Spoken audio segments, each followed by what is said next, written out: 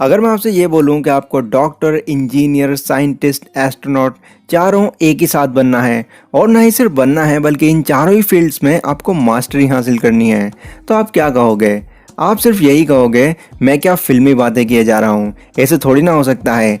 भला एक इंसान चारों फील्ड्स में कैसे मास्टरी हासिल कर सकता है? मैं भी एग्जैक्ट यही सोचता था जब तक मैंने लियोनार्डो द विंची का नाम नहीं सुना था।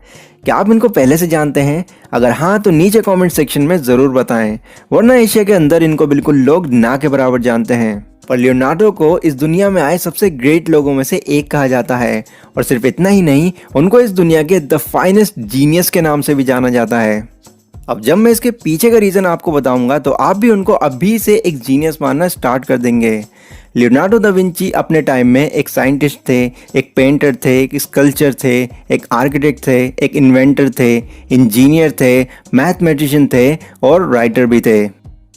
अभी भी कम लग रहा है? ये तो वो चीज़ें हैं जिनमें वो जीनियस थे। इसके अलावा और भी बाकी चीज़ें हैं जिनमें उनको मास्टरी हासिल थी, और वो थी literature, astronomy, history, astronomy, geology और कार्टोग्राफी।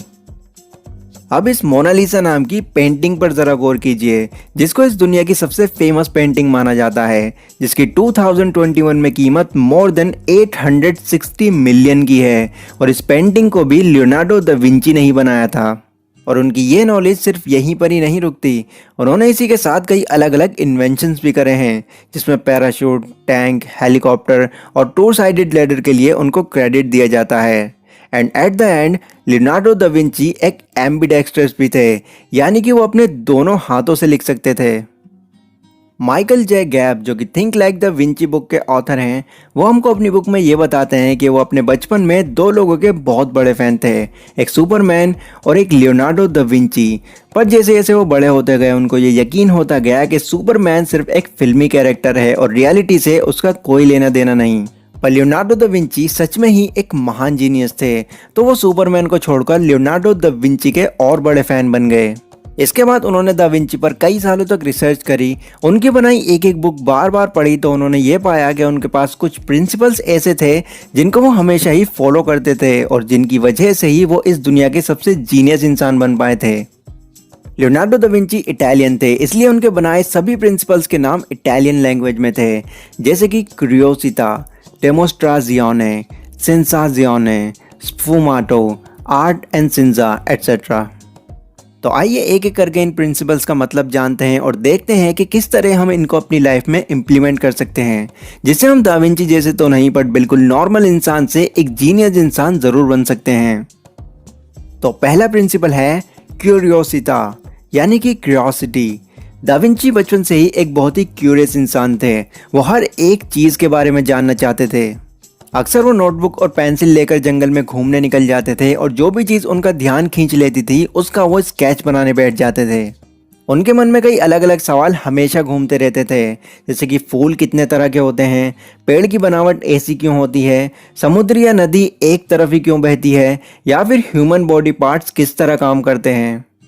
ऐसे ही हज़ारों सवाल उनके माइंड में चलते रहते थे, जिनको तभी वो एक नोटबुक में नोट डाउन कर लेते थे, जो कि हमेशा ही उनके पास रहती थी। और नोट डाउन कर लेने के बाद वो तुरंत उन क्वेश्चंस को फाइंड आउट करने में लग जाते थे। और यही एक बड़ा रीज़न था कि दा विंची अपनी लाइफ में इतना कुछ अचीव कर पाए। अब देखो, क्यूरियोसिटी ही होती है जो कि हमको अपनी किसी भी फील्ड में जीनियस बनाती है। फॉर एग्जाम्पल, सचिन तेंदुलकर को आज क्रिकेट का गॉड कहा जाता है, क्योंकि वो बचपन से ही क्रिकेट और उससे जुड़े सभी सवाल को लेकर बहुत क्यूरियस रहे होंगे। लाइक किस तरह डिफेंस करना है, किस तरह परफेक्ट शॉट डिलीवर करना है और किस तरह से रनिंग करनी है एटसेट्रा। उन्होंने दिन रात हर एक चीज़ की पूरी प्रैक्टिस करी होगी जब तक वो एक एक चीज़ के मास्टर नहीं बन गए, और उनकी यही क्यूरियोसिटी आज उनको इस लेवल पर लेकर आई है। इसका अगर एक और बहुत ही सिंपल सा एग्जांपल लें तो आज की डेट में एक सक्सेसफुल बिजनेसमैन वही रहा होगा जो कि अपने बिजनेस और प्रोडक्ट को ग्रो करने के लिए हमेशा क्यूरियस रहता था, ना कि वो इंसान जो कि अपने बिजनेस को हमेशा ही सिर्फ एक नॉर्मल तरीके से चलाता आ रहा है। तो आपको भी अपनी फील्ड में जीनियस बनने के लिए हमेशा ही क्यूरियस रहना होगा। अपनी फील्ड से रिलेटेड जितने भी क्वेश्चंस एंड डाउट्स आपके माइंड में चल रहे हैं, उन सभी को एक डायरी में नोट डाउन करके हर एक क्वेश्चन को फाइंड आउट करना होगा, ठीक वैसे ही जैसे दा विंची किया करते थे। दूसरा प्रिंसिपल है सेंसाजियोने, यानी कि सेंसेस। दा विंची अपने पांचों सेंसेस का बखूबी और बहुत अच्छे से यूज़ किया करते थे। उनका यही मानना था कि हमें जितना हो सके ज़्यादा से ज़्यादा अपने सेंसेस को इस्तेमाल करना चाहिए। इस प्रिंसिपल का मतलब यही है कि हर एक चीज़ के बारे में डिटेल और गौर से जानना, जिससे हमारी ब्रेन पावर और लर्निंग स्किल कई ज़्यादा बढ़ जाती है। एग्जाम्पल, जैसा कि मैंने अभी वीडियो की स्टार्टिंग में आपको बताया कि दा विंची पेंटिंग में भी जीनियस थे। तो जब भी वो एक पेड़ या फिर किसी भी चीज़ की पेंटिंग बनाते थे या फिर उसको ऑब्जर्व करते थे, तो वो सिर्फ ये नहीं देखते थे कि बस एक नॉर्मल सा पेड़ खड़ा हुआ है। वो उस पेड़ की एक एक डिटेल को बहुत ध्यान से ऑब्जर्व करते थे, लाइक उसकी पत्तियों की बनावट, उसकी जड़ों का पैटर्न, उसकी टहनियाँ एट्सेट्रा। और उनका हर एक चीज़ की डिटेल में जाना ही उनको उस फील्ड का मास्टर बना देता था। इसलिए हमें भी अपने पांचों सेंसेस का ज़्यादा से ज़्यादा इस्तेमाल करना चाहिए। लाइक अगर कुछ चीज़ देख रहे हो तो सिर्फ देखते रहने की बजाय उसको गौर से डिटेल में ऑब्जर्व करो। कुछ खा रहे हो तो सिर्फ पेट भरने के लिए मत खाओ, उसके टेस्ट को आइडेंटिफाई करो। कोई भी चीज़ अगर आप सुन रहे हो तो उसको गौर से बहुत ध्यान से सुनो। किसी भी चीज़ को अगर आप टच कर रहे हो तो उसकी बनावट को महसूस करो। सांस लेते वक्त अपनी आसपास की चीज़ों को अच्छी तरह स्मेल करो। जितना आप इन सेंसेस का ज़्यादा से ज़्यादा यूज़ करोगे उतनी ही आपकी इंटेलिजेंस और ज़्यादा बढ़ती चली जाएगी। तीसरा प्रिंसिपल है डेमोस्ट्राजियोने, यानी कि डेमोस्ट्रेशन। मान लो आप एक ट्रक सीखना चाहते हो और कोई आपको उस ट्रक के बारे में एक एक चीज़ डिटेल में आपको बता दे, लाइक वो स्टार्ट कैसे होता है, गियर कहाँ पर चेंज करते हैं, ब्रेक कहाँ कहाँ पर दबाया जाता है, हैंडल किस तरह से मेंटेन किया जाता है, वगैरह वगैरह।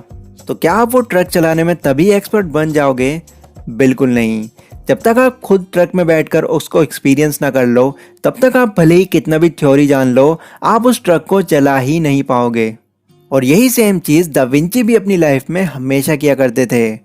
वो चीज़ों के बारे में जान लेने पर ही सिर्फ बिलीव नहीं करते थे, बल्कि उस चीज़ को वो बार बार खुद से प्रैक्टिकली करके देखते थे।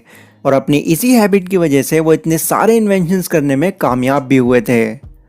अब देखो, भले ही आप कितनी भी मोटिवेशनल वीडियोस देख लो, जब तक आप उन बातों को अपनी लाइफ में इम्प्लीमेंट नहीं कर लेते, तब तक किसी भी बात का कोई भी बेनिफिट नहीं होने वाला। इसीलिए हमको कोई भी चीज़ सिर्फ सुन लेने की बजाय जितना हो सके उसको खुद से एक्सपीरियंस करना चाहिए। अगला प्रिंसिपल है स्फूमाटो। मान लीजिए मैं किसी इंसान से ये बोलता हूँ कि तुमको कभी नहीं लड़ना चाहिए, ये एक बहुत ही बुरी बात है।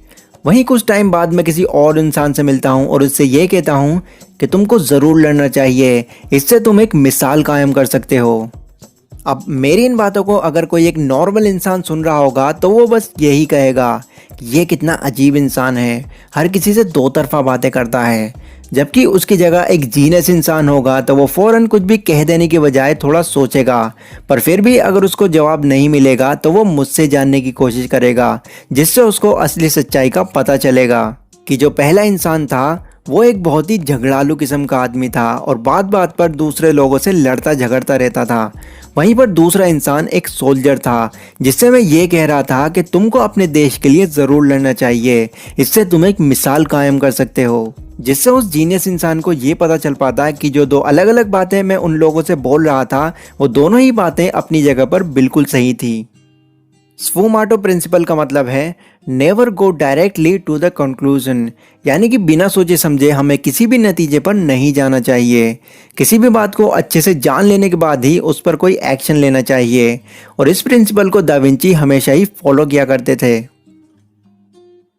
अगला प्रिंसिपल है आर्ट एंड सिंजा, यानी कि आर्ट एंड साइंस।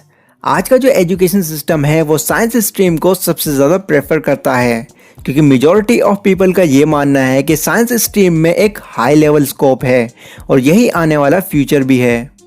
पर जहाँ बात आर्ट्स की आती है तो इस स्ट्रीम को सबसे नीचे लेवल पर रखा जाता है, क्योंकि लोगों को ये लगता है कि इस फील्ड में कोई भी स्कोप नहीं है या फिर बहुत ही कम स्कोप है।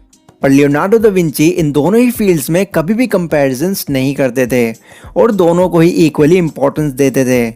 उनका ये मानना था कि आर्ट्स के बिना साइंस बिल्कुल अधूरी है। साइंस सिर्फ और सिर्फ एक थ्योरी है, जिसको प्रैक्टिकल करने के लिए हमें आर्ट्स का सहारा लेना ही पड़ता है। अगर इसका एक रियल लाइफ एग्जाम्पल दे के बताऊँ तो आज जो भी हम कंप्यूटर्स या फिर स्मार्टफोन यूज़ कर रहे हैं वो कभी भी पॉसिबल नहीं हो पाता अगर आर्ट्स के ज़रिए उनका एक स्ट्रक्चर तैयार नहीं किया जाता। और इसी तरह आज जो भी हम साइंस फिक्शन मूवीज देखते हैं उन कैरेक्टर्स को बनाने के लिए भी आर्ट्स का ही इस्तेमाल किया जाता है। इसलिए हमें कभी भी आर्ट्स को कम नहीं समझना चाहिए और साइंस जैसी फील्ड की तरह ही आर्ट्स को भी इक्वली इम्पोर्टेंस देनी चाहिए। ना ये सभी बातें मैंने आपको एक highly recommended book think like the Vinci से बताई हैं, जो कि आपको एक बार ज़रूर ट्राई करनी चाहिए। लाइक कीजिए अगर ये वीडियो आपको ज़रा भी यूज़फुल लगी हो तो, और कमेंट करके आप लोग हमें बता सकते हैं कि नेक्स्ट वीडियो आप कौन से टॉपिक पर चाहते हैं। तो मिलते हैं हम अपनी अगली वीडियो में, तब तक के लिए टेक केयर।